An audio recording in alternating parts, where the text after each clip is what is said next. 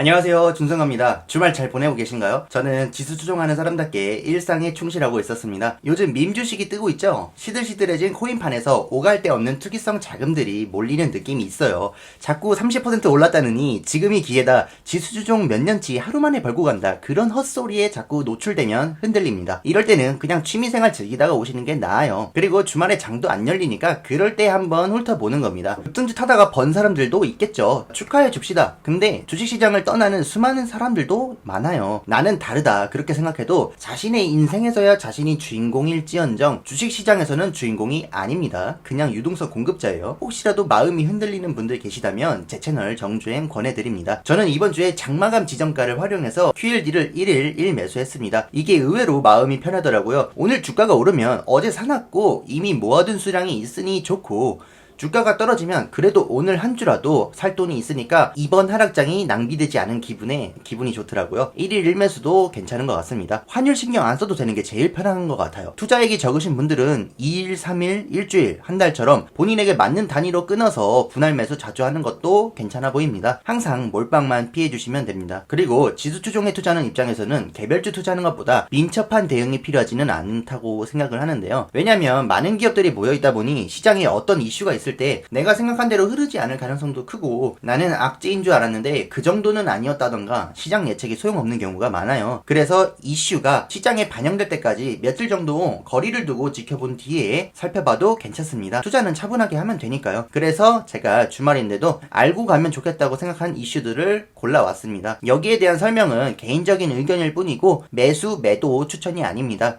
한 주를 마무리하면서 무슨 일이 있었는지, 시장이 어떻게 돌아가고 있는지 살펴본다는 생각으로 시청해 주셨으면 좋겠습니다. 제가 저번 영상 제목에서 금리 인상보다 자산 매입 축소가 적절 이렇게 얘기를 했죠. 그 축소라는 게 매입하지 않는다는 선택지도 있지만 매도한다는 선택지도 있는 거거든요. 누군가가 안 사준다는 건 그만큼 주가가 오르지 않을 거고, 누군가가 매도한다면 그 물량만큼 주가가 내릴 수도 있는 겁니다. 다만 이게 시장에 폭락을 유발할 정도로 던지듯이 매도한다는 건 아니고 점진적으로 질서정연하게 진행하겠다고 하네요. 티 안 나게 분할 매도한다고 생각하면 되겠습니다. ETF부터 축소한다고 하는데 이게 우리가 지수 추종 ETF를 한다고 피해를 보는 건 아니에요. 그냥 그 ETF 내에도 많은 기업들, 주식들이 포함되어 있겠죠. 모든 주식들이 영향을 받을 거기 때문에 꼭 우리에게만 불리하다 생각하실 필요는 없습니다. 그냥 티 안 나게 자산을 분할 매도한다는 거지 금리를 올리네 마네 통화 정책과는 무관합니다. 자, 그리고 연준에서는 항상 고용이 확실히 개선되면 금리를 올리겠다는 소리를 앵무새처럼 반복했습니다. 현재 미국 노동시장은 직장을 구하는 사람들에 비해서 실업자 비율이 사상 최저에 접근하고 있다고 하는데,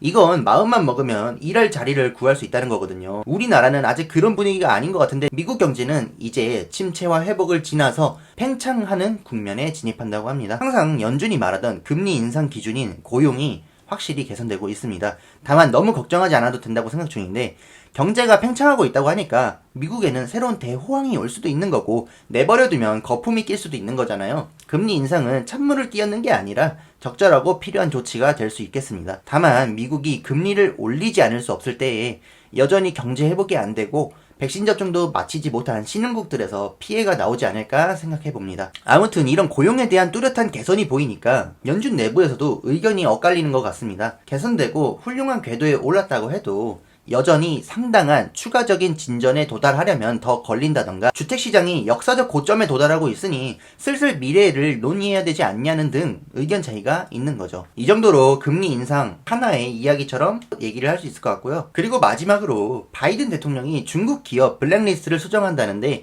트럼프 대통령 때 만든 블랙리스트를 유지하고 오히려 명단을 더 추가한다고 하네요. 저는 바이든 정부의 대중정책을 볼 때마다 트럼프 대통령보다 더 강한 반중 정책을 보여주는 것 같습니다. 그리고 그럴 때마다 트럼프가 바이든에게 친중 프레임을 얼마나 씌웠는지를 보면서 이렇게 선동에 취약할 수 있겠다는 경각심이 드네요. 물론 트럼프 대통령도 주가에 대해서는 굉장히 신경을 써줬고 좋은 대통령이에요. 단지 내가 안다고 믿고 있던 게 사실이 아닐 수 있다, 언제든 오해가 생길 수 있다는 게 충격이죠. 역시 개별주보다 지수 추종으로 해야 이런 불확실한 정보들 속에서 살아남을 수 있을 것 같습니다. 어쨌든 미중 갈등이 점점 심해질 것 같은데 지수 추종 투자자는 강 건너 불구경 하듯이 지켜보시면 됩니다. 미국이 중국을 찢어놓으면 경쟁자가 없어서 좋고, 중국이 잘 버텨서 미국도 손쓸 수 없게 되면 미국 기업들이 중국에 설설 길지언정 돈은 중국에서 많이 벌겠죠. 주가는 오르고 내 계좌는 두둑해지고 경제는 호황일 수 있어요. 어려운 시기이지만 낙관적으로 바라봤으면 좋겠습니다.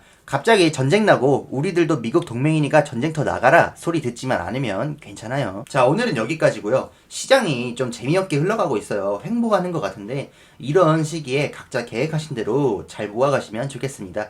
항상 투기 수요는 있는데 사람들은 일확천금을 기대하는 경향이 있기 때문에 또다시 계작주 랠리가 펼쳐질 수도 있어요. 그럴 때 절대 눈 돌아가지 마시고요. 꾸준히 지수 추종에 장기 투자는 우리가 모범 답안입니다. 10년, 20년 뒤에 시장에서 퇴출당한 사람들을 뒤로 하고 따뜻한 노후를 보내고 있을 우리를 생각하면서 버텼으면 좋겠습니다. 오늘도 끝까지 시청해주셔서 감사합니다.